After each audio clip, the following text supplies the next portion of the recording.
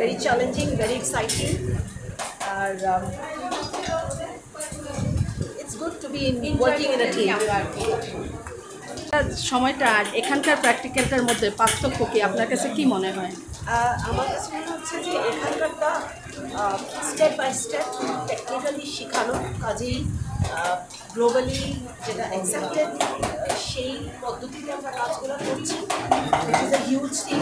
আমি প্র্যাকটিক্যালি করি, বাট থিওরির ব্যাপারটা বা টেকনিক্যালিটিগুলো জানার যে ইস্যুটা ওইটা এখন এখানে শিখতে পারছি, which is so good. দুটার কম্বিনেশনে আশা করছি we are going to do better.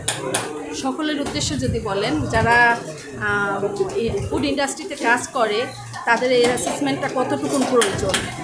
আমার মনে হয় যে কোনো এডুকেশনই কমপ্লিট হোলিস্টিক হওয়া উচিত।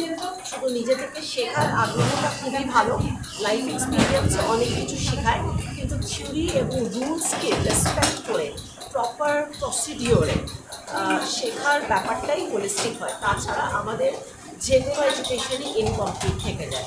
সো আমি রিকোয়েস্ট করবো যারাই কুলিনারি বা F&B লাইনে আছেন তারা অবশ্যই এখানে আসবেন, কোর্সটা করবেন 10 থেকে 3 দিনে। আপনাদের যতদূর প্রয়োজন মনে হয়, যতদূর শেখার আগ্রহ কাজ করে, লার্নিং একটা স্পৃহা থাকে, ততদিন শিখতে থাকবেন। শেখার কোনো বয়স নেই, শেখার কোনো শেষ। ধন্যবাদ ম্যাডাম। ধন্যবাদ।